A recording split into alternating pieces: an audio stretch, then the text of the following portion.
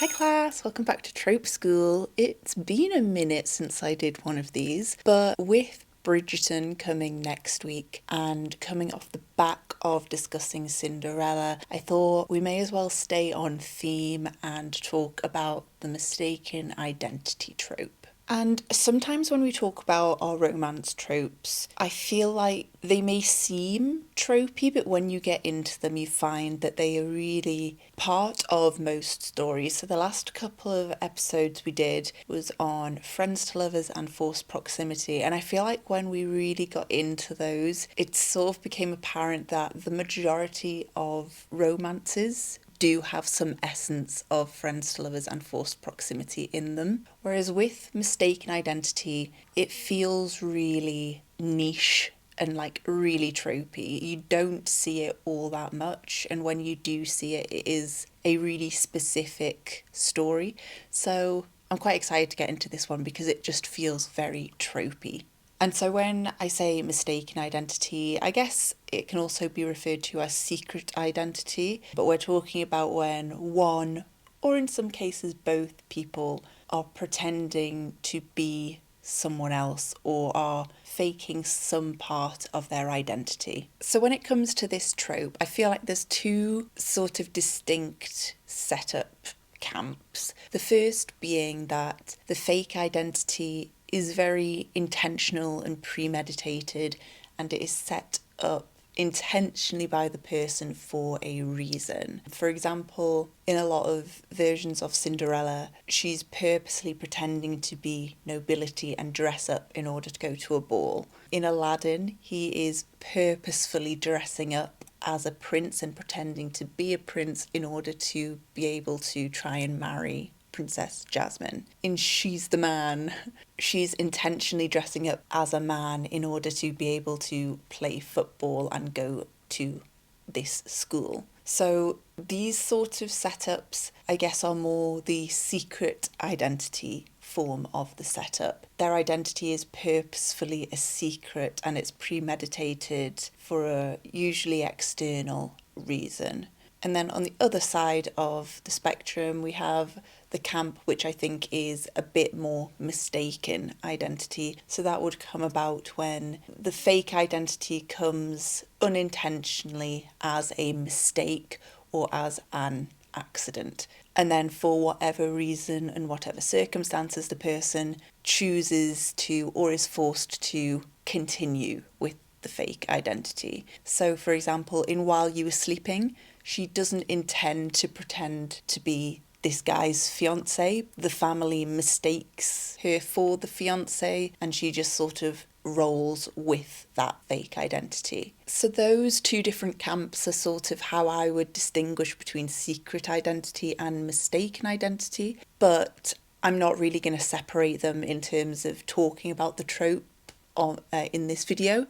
I am just referring to it all as mistaken identity, but in my head, if someone says secret identity, I think of it more as an intentional, premeditated thing, and mistaken identity is a little bit more like this person's mistaken me for someone else. But generally, there's not really enough distinction between them, so I am going to be referring to both types of fake identity within the wider trope today.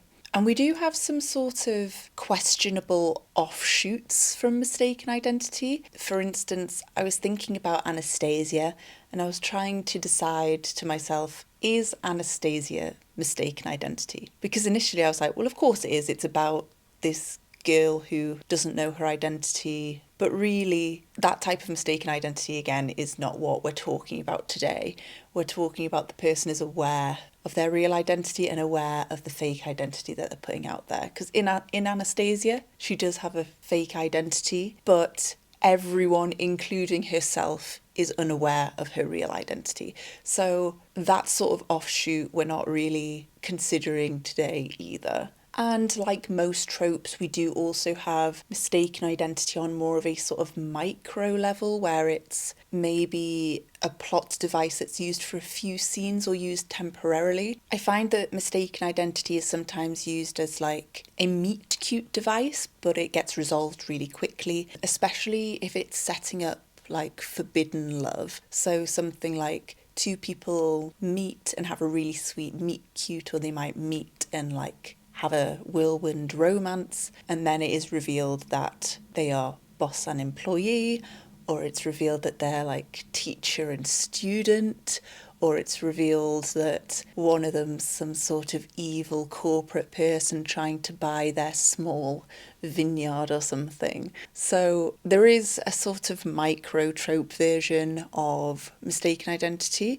but again, that's not really what we're talking about today. We're talking specifically someone is pretending to be someone else knowingly, and that is the meat and the conflict of the romantic plot. So with that being said, let's just talk, I guess, have a little chat about all the ways that the trope can be used and set up and put into story. The first thing I wanted to mention with Bridgerton on the mind is quite often there's this a bit of a twist on mistaken identity where both the real identity of the person and the mistaken identity of the person is known simultaneously by the love interest. So this is quite hard to do, but it's more usually in sort of fairy tale-esque type stories, I find. But it is going to be the case in Bridgerton, where she is simultaneously the maid and simultaneously the Cinderella masked woman at the ball. Again, in She's the Man, I feel like I'm going to reference She's the Man a lot in this video, but not because it's a fabulous romance, but just because I think it is a really classic and well set up version of mistaken identity. In that movie, Channing Tatum knows both the male and female version of Amanda Bynes. He just doesn't realise that they are the same person. He believes that they are just twins. And like I said, going off the sort of fairy tale theme, that's kind of what happens in The Little Mermaid, where it's like Prince Eric doesn't realise that the woman who saved him on the beach is the same person as the woman in the castle with him because she's lost her voice, so he doesn't realise that they are the same person. In certain versions of Beauty and the Beast, I don't know if anyone remembers Beastly, which was a movie that came out in like the early 2010s, which was a retelling of Beauty and the Beast. But in that, Vanessa Hudgens' character, she knew the Beast before he was in his beast form because they went to school together, and then she meets and falls in love with him in his beast form, but she doesn't realise that he is the same person.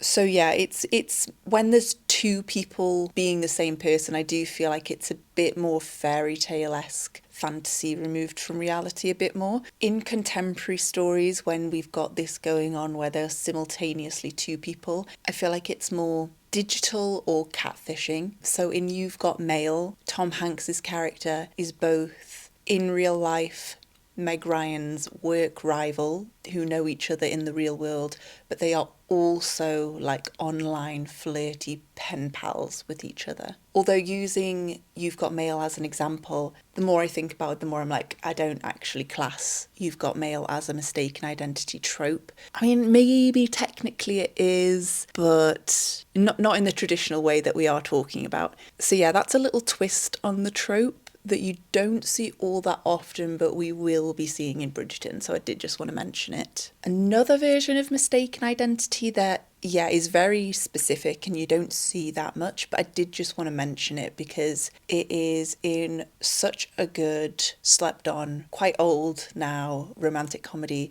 called The Truth About Cats and Dogs. So sometimes mistaken identity is used when you're getting like a Cyrano plot, a Cyrano retelling. So in The Truth About Cats and Dogs, it is the story of Cyrano de Bergerac, but it's about a radio presenter who one of her callers basically falls in love with her voice over the phone, and he wants to meet her and date her in person, but she doesn't feel beautiful enough, she doesn't feel pretty enough for this guy to meet her, and so she she gets her friend, who's a model, Uma Thurman, to basically be her face while she still talks to him over the phone. So that's another bit of a twist on mistaken identity, but again, that is very niche and specific to the Cyrano story, but again worth mentioning because I would class it as mistaken identity. But right, stepping away from the little the little versions I was talking about, let's get into the actual meat of normal mistaken identity. A lot of the time, I think mistaken identity is used as a way to have a narrative on like class and hierarchy. I think a lot of the time, mistaken identity is used to cross class barriers.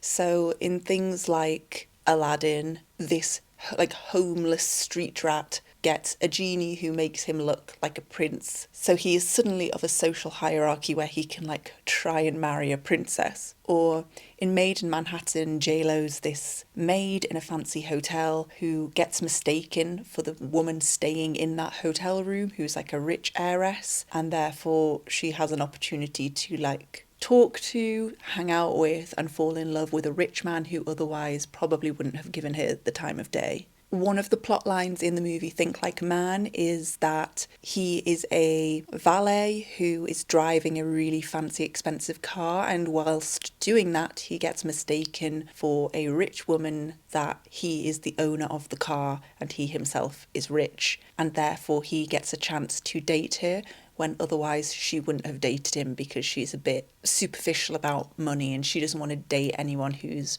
poorer than her. In the movie Upgraded, she sort of gets a random seat upgrade to first class, and whilst in first class, she meets a guy who is also rich, and she sort of leans into this lie of being this really rich business owner, because in doing so, she gets to talk to and fall in love with this guy who she probably otherwise wouldn't have. So I do feel like usually when the point of the story is almost like a narrative on class, it's someone maybe like who's poor pretending to be rich, but it does go the other way sometimes. Generally, I think you only see this in royalty stories. So there's a movie called The Prince and Me where the prince just goes to like an American college and goes like incognito, doesn't tell anyone he's a prince, and he falls in love with one of the students and she's unaware that he is like royalty. But I feel like you tend to see it more the other way around, where it's like Aladdin pretending to be royalty. So there's quite a lot of examples of this type of setup, and I do think it works really well because you do get a deeper narrative of like social injustice, hierarchy, class, because it poses quite an interesting question of these people would either have not met and interacted or have not given the chance to get to know and fall in love with that person. I do think it needs to be quite delicately, especially if the reason that person wouldn't have spoken to them is sort of snobby and classist and elitist, then there has to be some sort of redemption and understanding there. Think Like a Man is the one that comes to my head the most. For those who have seen that movie, she's very, very successful herself, and she wants a man who is equally, if not more successful than her. But because she is so successful, that is really difficult for her to find. And a big part of her story in that movie is like coming to terms with that and letting go of that expectation. So it does need to be handled well. There is a danger of, I guess, you hating the person that wouldn't talk to a poor person. So it's used a lot, but I do think it needs to be handled quite deftly in that situation. The next sort of setup storyline I thought of, I was like, that's not used that much, is it? But then I actually thought of more examples for it than I thought. So I was like, maybe it is used quite a lot, which is someone's pretending to be the opposite gender. Which sounds ridiculous when you say it out loud, and I do feel like this is only ever really used in a sort of Shakespearean context or in real slapstick comedy. So I mentioned She's the Man before. That's the most obvious example I can think of. But that is based on Shakespeare. It's based on Twelfth Night by Shakespeare, as is loosely Shakespeare in Love, which is a similar sort of thing. She wants to be an actress, but in the time that the movie is set, women weren't allowed to act, only men could act. So she dresses up like a man in order to be able to act in a Shakespeare play, and whilst dressed as a man acting with Shakespeare, falls in love with Shakespeare, which in turn is the reason that Shakespeare writes Twelfth Night, of which She's the Man is based on. You also have like Some Like It Hot, the Marilyn Monroe movie, sort of a side plot in White Chicks that happens. This is what I mean by real slapstick comedy. Both of those are ridiculous comedies. There was a movie called Sorority Boys, which I haven't watched in like 15 years, but I can almost guarantee has not aged well. But there was a side plot in that where, in order to basically not be homeless, these guys have to dress up like women so that they can stay at a sorority and whilst there fall for some of their sorority sisters. It also happens in Mrs. Doubtfire. It also happens obviously in the classic Mulan. So yeah, although it sounds like a ridiculous setup for mistaken identity, I have a lot more examples for it than I would have thought I did. Again, I think this is only used when it's almost sort of self-aware, taking the piss out of itself, because it's so unrealistic that it does have to almost be slapstick comedy or Shakespearean hijinks. But moving on from cross-dressing, we have, I guess, just generally fake dating, or the mistaken part of your identity is that you're in a relationship with someone. So While You Were Sleeping, I actually watched While You Were Sleeping last night for the first time in years ahead of filming this video, and my god, it's such a good movie. Everyone should go and watch or rewatch While You Were Sleeping if you haven't watched it in a while, because it's so good. But in that movie, the mistaken identity is she saves a guy from getting run over on some train tracks, so she goes to the hospital. At the hospital, the nurse mistakenly thinks that she is the guy's fiance, and that is how the nurse introduces her to the family, and she ends up having to go along with it. So everyone in his family thinks she's his fiance when she's not at all. They don't know each other, which is a similar setup for the movie The Other Zoe as well. And there's an upcoming movie called You, Me and Tuscany,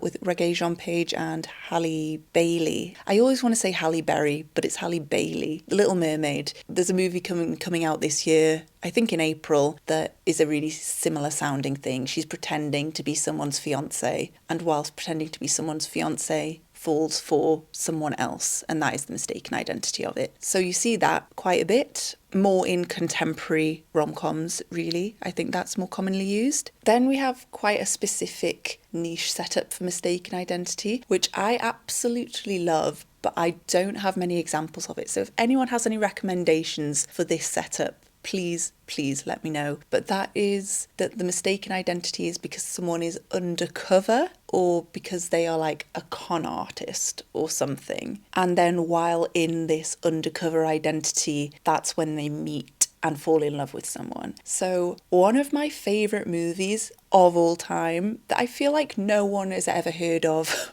or ever knows is a movie called Heartbreakers with Jennifer Love Hewitt and Sigourney Weaver. So the premise of that movie is that they're mother and daughter, but they con men out of their money, and that's how they make a living. They just go around conning men and taking their money. And so whenever they meet people, they always give fake names and fake identities. And whilst in these fake identities, the daughter and somewhat the mother like fall in love for real, but they're under these fake identities and they are also conning these men to take all their money.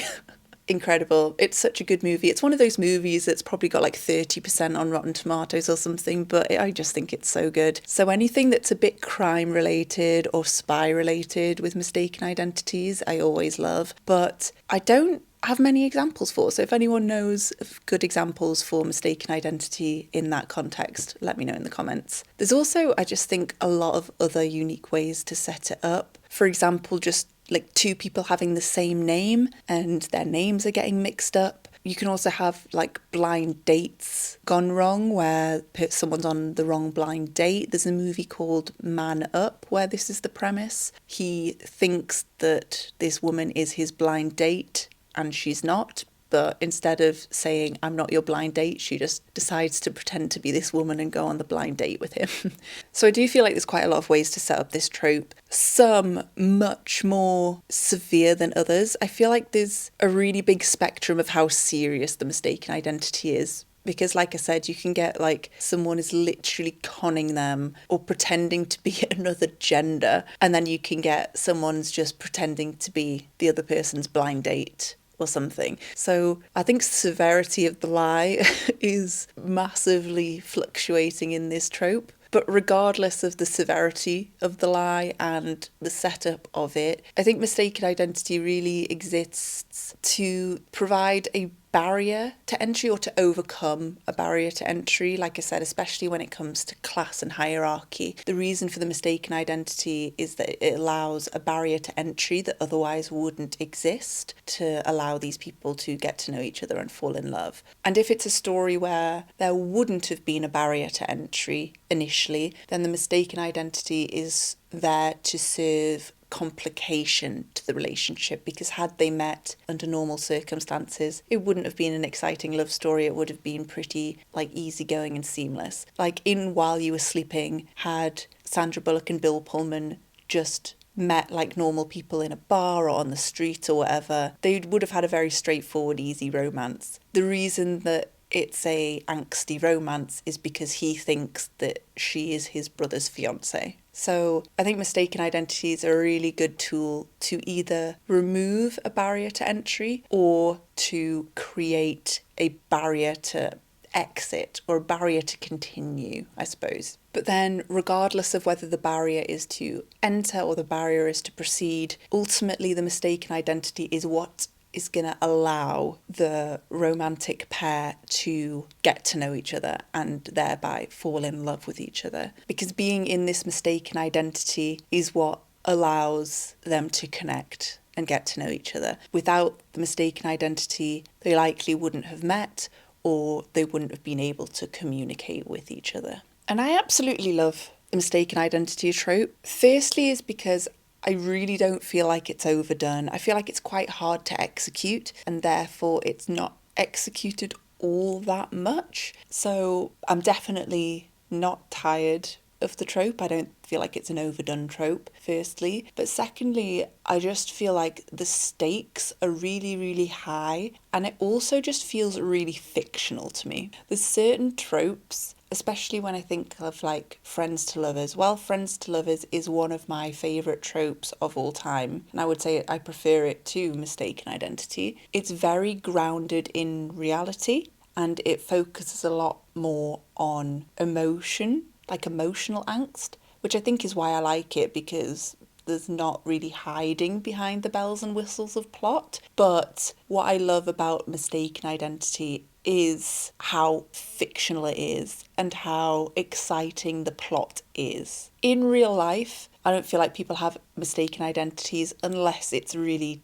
toxic. Like unless you're being catfished or someone is intentionally trying to deceive you for something a bit dodgy, I don't feel like people date under mistaken identities in real life. And I think that's why I love it so much as a trope in fiction, because it is so fictional and it's so exciting and it's so dramatic and it's got so many built-in stakes and angst with it. You're always inevitably waiting for the secret to be revealed and there to be a big blow up. Is the person going to forgive them? Do they actually have emotional remorse? Because I said before, Friends to Lovers has a lot of emotional angst, but even though mistaken identity is very exciting from external plot and circumstances, it is quite emotionally angsty because of the sort of inevitable guilt that the person who is faking their identity is probably going to feel. And the more severe, I guess, the setup for the mistaken identity is, the more severe that emotional angst and remorse and guilt is going to be, which I think is why I love the movie Heartbreakers so much, the one where she's conning him.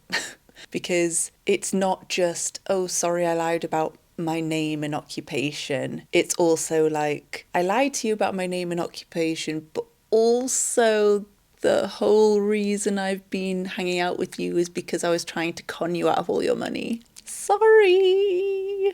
I just find it so exciting as a trope to consume. I just feel like you're more likely to always be on the edge of your seat because you're always waiting for the inevitable fallout, especially if they tease you with it sometimes. Like near misses, the person almost finds out. It just always feels very exciting, and there's a lot of room for humour in it. I feel like a lot of real comedies, a lot of the time, will have mistaken identity in them. And that sort of built-in excitement of the angst of the plot. I find really similar to how I feel about forbidden love stories and how I feel about dare dating stories. We have already done an episode on dare dating, which you can go and watch if you haven't seen yet. But I think the reason that those are such good tropes is because they feel so high stakes.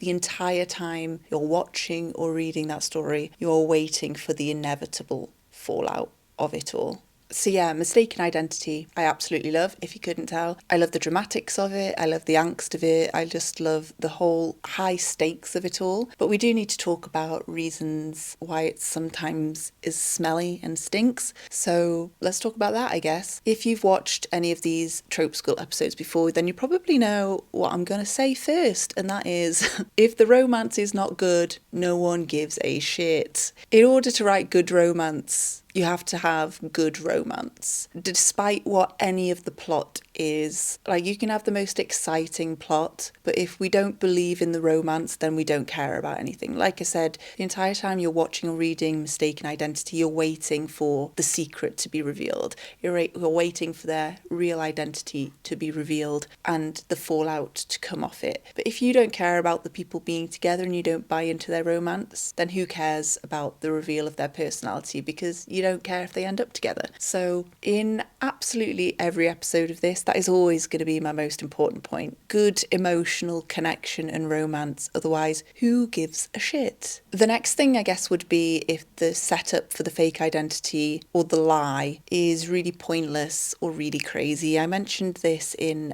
fake dating. Like, the setup for the fake dating has to make sense. It has to make sense why the person is going along with the fake dating. It has to make sense why the person is going along with this fake identity. Although in fake identity, I think you can get away with a flimsy reason if you kind of are self-aware of it and maybe make fun of that. The movie Man Up, like I said, that comes about because he mistakes her for his blind date. And realistically, any normal person would just be like, oh no, I think you've mistaken me for someone else. I'm not your blind date. But she just doesn't say anything. She just goes along with it. So that's quite a flimsy reason, but they lean into the comedy of it quite well, and it's handled in a way like they don't make you think it's high stakes. You know it's quite low stakes, but they're self-aware of it, so I think the trope still works. Whereas I think if you had a flimsy reason but the characters were acting like this is a really high stakes, if they find out when you as an audience member know it's not, then you're just going to be annoyed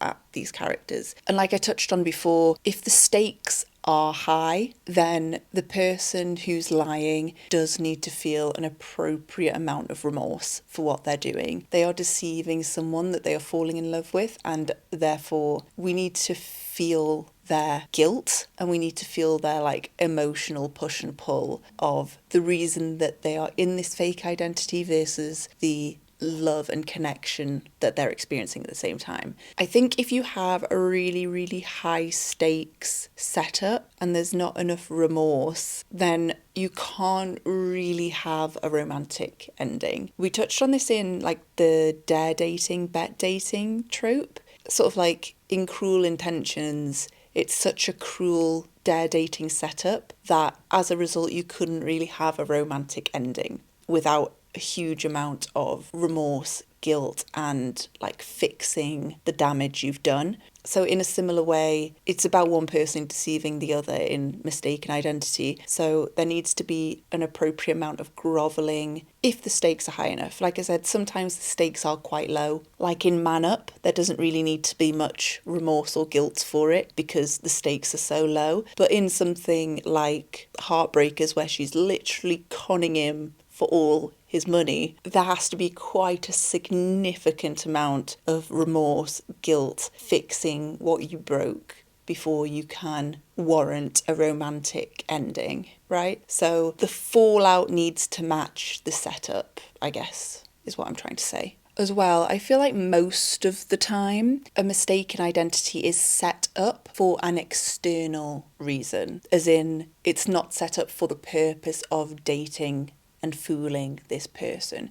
Usually it's set up for an external reason. Amanda Bynes needs to be a man in order to play football at this school. Meeting Channing Tatum is a complication of this external goal. But if the reason for the mistaken identity is in order to date that person, the one that comes to my mind there is Aladdin. The reason Aladdin is pretending to be a prince is not to better his life, get money so he can get off the streets. It's so that he can try and be with and marry Jasmine. So I think I prefer mistaken identity stories when they're set up with an external goal and love is the complication of achieving that external goal, because I think if it's set up that the mistaken identity is to deceive that person with the intent to date them, which is almost we're getting into bet dating and dare dating again. It has to be handled correctly and the setup needs to be correct, because otherwise it might come off a bit predatory